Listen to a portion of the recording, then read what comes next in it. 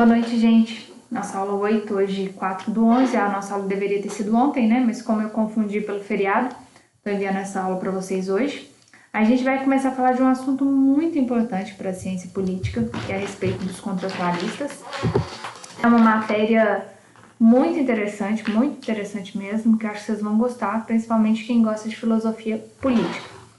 Bom, gente, os teóricos do contrato social, não desespera, a gente vai aprender o que é esse contrato social.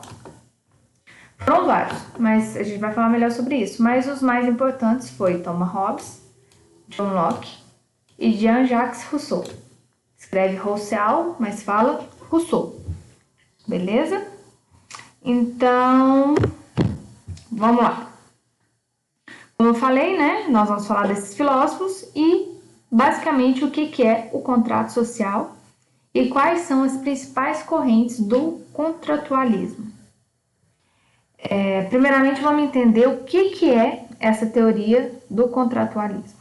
Bom, gente, fiz essa definição aqui de contrato social, só para vocês terem uma definição mais prática, mas eu vou falar com as minhas palavras.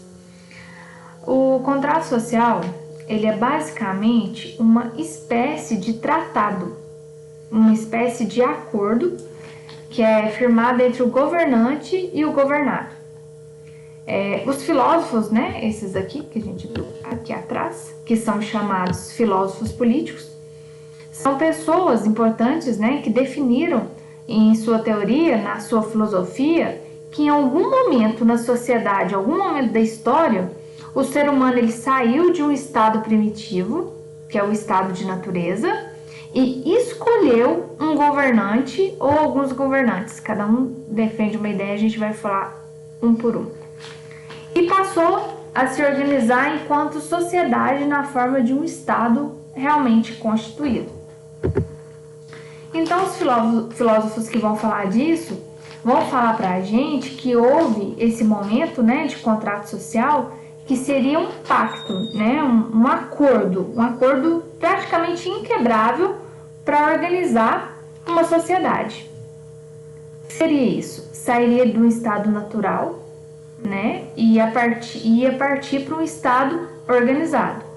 E que isso aconteceu em algum momento da história, que eles não falam exatamente qual, e cada um vai falar suas ideias, como que isso aconteceu ou como deveria acontecer. Mas a gente vai focar em um por um para a gente não confundir. Então, gente, esse contrato social aqui é uma espécie de escolha. É uma espécie de dar o direito ao Estado, dar direito ao governante, né? Isso pode ser feito de diversas maneiras. Por exemplo, de acordo com cada filósofo que a gente vai estudar, alguns entendiam que poderia ser através do voto, né? Ou por escolha religiosa. Então, cada filósofo tem a sua visão sobre isso. Nós temos, como eu já falei, diversos filósofos, né, que trabalhavam com essa ideia de contratualismo. Contratualismo vem de contrato social, mas a base principal que a gente precisa saber são esses três, né, o Thomas Hobbes, o John Locke e o Jean-Jacques Rousseau. A teoria do contrato social, gente, ela independe do momento filosófico ou da corrente filosófica. Vocês podem ver aqui, ó, cada um nasceu num ano aqui bem diferente, está em ordem cronológica. O Hobbes era monarquista, o Locke era liberal e o Rousseau era socialista. Então, por exemplo, Hobbes, né, que é esse aqui, que é o primeiro que a gente vai ver, ele foi um filósofo que viveu no período do absolutismo, monarquia. Já o Locke e o Rousseau estavam entrando na fase do iluminismo. E o Rousseau, que é esse aqui, mais recente, ele é iluminista mesmo. Ele foi muito importante para esse período. Então, independente do momento histórico ou corrente filosófica, o que importa para a gente é que tipo de contrato social que cada filósofo político defendia. Se eu perguntar no exercício, qual que era o contrato social que Thomas Hobbes defendia? Qual que era o contrato social que o John Locke defendia? Qual era o contrato social que Rousseau defendia? Vocês precisam saber, beleza? Então vamos lá. Thomas Hobbes, esse senhor muito simpático. Data de nascimento 1588, morte 1679, né? O estado de natureza para Hobbes é onde não existiam leis e os homens, para ele, segundo ele, né, eram maus, muito maus, já nasciam maus, e os homens provocam a desordem social, um verdadeiro estado selvagem ou de constante guerra, que se não tivesse alguém, um soberano, um estado para regulamentar isso, só ia houver mortes, você ia plantar e outra pessoa ia lá colher, se você não deixasse a pessoa colher da sua propriedade, a pessoa ia lá te matava, não tinha regras, era uma verdadeira selvageria. O Hobbes, ele era britânico, né, ele era inglês, ele está ali no século... Qual que é o século mesmo? Século XVI, XVII. E ele era um defensor do absolutismo. Para ele, o estado de natureza, gente, vocês têm que saber, o que é o estado de natureza para Hobbes?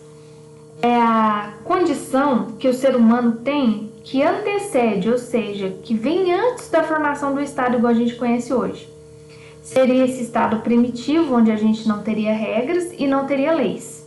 Os três filósofos concordam com essa definição. Vocês vão ver que várias outras coisas eles discordam um do outro, mas essa visão de estado de natureza, eles têm a mesma visão, eles concordam. Lá no livro de Hobbes, gente, chamado, vou colocar aqui para vocês, Leviatã, ele fala que esse estado de natureza é basicamente selvagem, né? Significa que nós, seres humanos, todos nós, somos selvagens por natureza e a gente está todo momento lutando para sobreviver nesse estado de natureza um contra os outros. Aí ele fala, né, vários aspectos, como que era essa luta pela sobrevivência, né, que você podia juntar mais pessoas para derrotar uma pessoa determinada, ou ele falava também que se você tivesse armas, você poderia batalhar contra os outros e por aí vai. Ele era bem assim, radical, bem da guerra. Ele fala também, o Thomas Hobbes, que o ser humano, nesse estado de natureza, quando não tem leis, ele está em constante guerra, porque é uma luta por sobrevivência, é homem contra homem. E como nós no caso, né, não tem leis, a gente então pode fazer o que bem entender, né? A gente pode desejar mal para outra pessoa, a gente pode de fato fazer o mal para as outras pessoas, a gente nesse estado de natureza podia matar outra pessoa, podia roubar e não ia acontecer nada, porque não ia ter lei, né? Porque era tudo permitido. Então ele parte de um princípio que a gente não deve confiar no ser humano, porque nós temos a essência naturalmente má. Para Hobbes, o ser humano nasce mal. Gente, isso é muito importante. Vocês precisam decorar isso, entender isso. Para ele, a natureza nossa é ruim. E a gente deve ir lá e massacrar o outro de acordo com os nossos interesses. É isso que ele entendia. Uma frase que Hobbes falava muito é que o homem é lobo do próprio homem. Eu ia colocar essa... eu coloquei aqui. Achei a imagem. O homem é lobo do próprio homem. O que significa isso? Vou perguntar. Gente, explique a frase. O homem é o lobo do próprio homem. Isso significa que todo homem tem um lobo selvagem dentro de si. Então você não pode confiar nele. Você precisa de alguém para regulamentar essas relações sociais entre as pessoas, porque a gente é mau por natureza. Já o contrato social para Hobbes, ele entendia que o ser humano ter liberdade, 100% de liberdade, isso não era bom. Isso só seria possível se a gente não fosse naturalmente mal. Para o Hobbes, ele entendia que se a gente tivesse 100% da liberdade, a gente acabaria matando uns aos outros, fazendo crueldades, tornando-se impossível uma vida na sociedade. Então, segundo eles, gente, lembrando que eu não estou falando que isso é certo ou errado, estou falando que é segundo ele, a gente tem que saber a definição de cada filósofo. Então, segundo esse filósofo, o Hobbes, para a nossa própria segurança, para a gente poder ter os nossos direitos civis resguardados, garantidos, os seres humanos precisam abdicar, ou seja, abrir mão dessa sua liberdade plena, desse estado de natureza, onde cada um defendia a si próprio, e entregar essa liberdade a uma pessoa, que vai ser o quê? O Estado.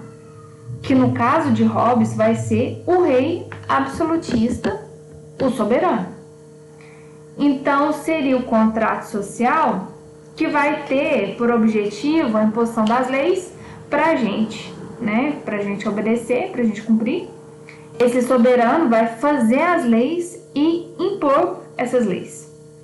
E a partir do momento que ele impõe essas leis, ó, não pode matar, não pode roubar, não pode isso, não pode aquilo, nossa segurança, a segurança do povo, daquele estado, estaria garantida. Então, assim, só para resumir o raciocínio, o homem, ele abdica da sua liberdade, ele abre mão da sua liberdade para entregar para o Estado absolutista, para um soberano, para um monarca, que Hobbes chamava de Leviatã. Essa aqui é a imagem de Leviatã, porque o Leviatã, né, seria basicamente essa figura mitológica aí que vocês estão vendo, é um demônio marítimo.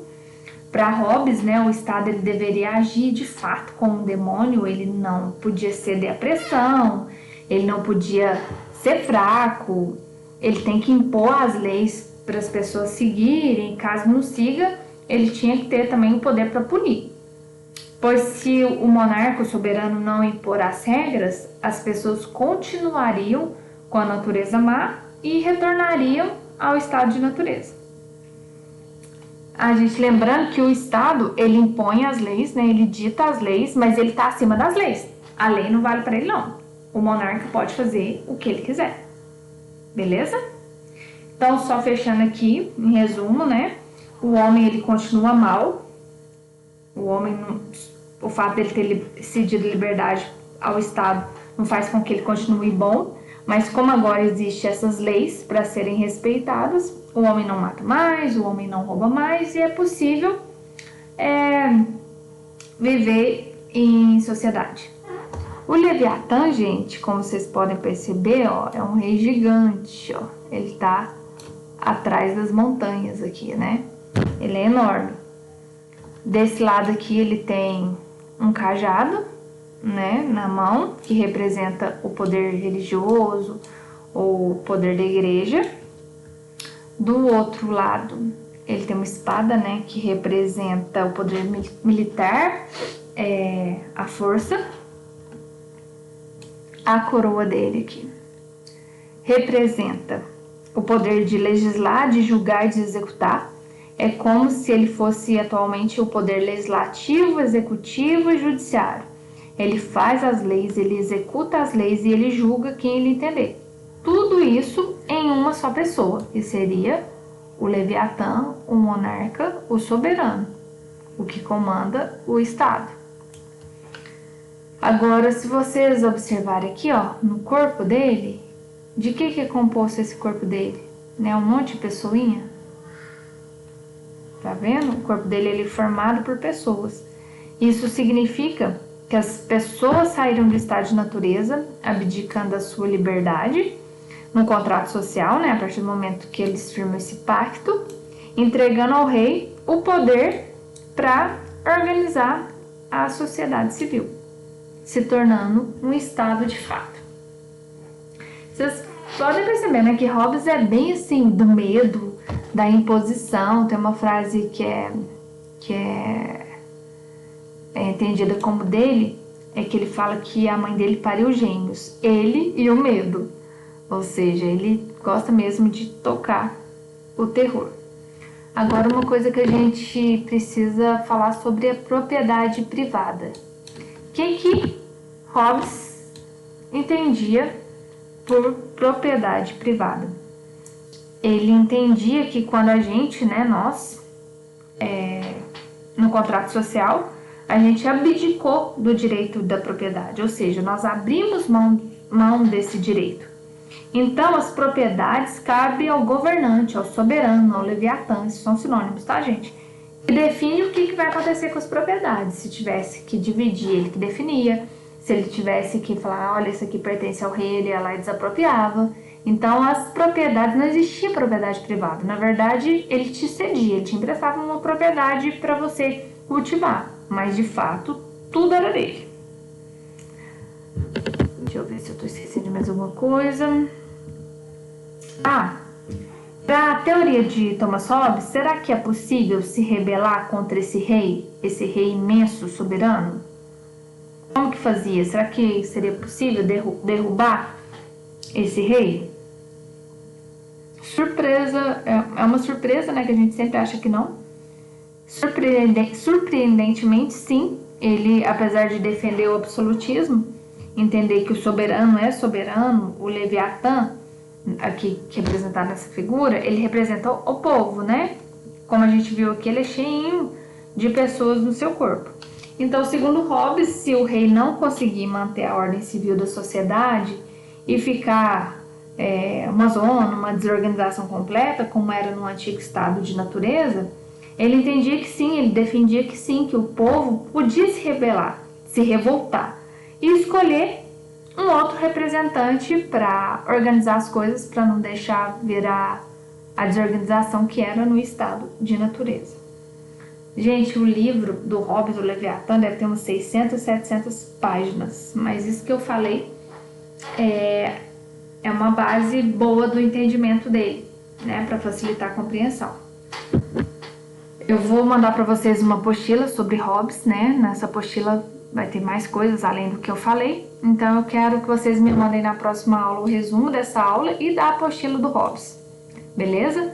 Digitado, não vou aceitar manuscrito, tá dando muito trabalho entender a letra de vocês.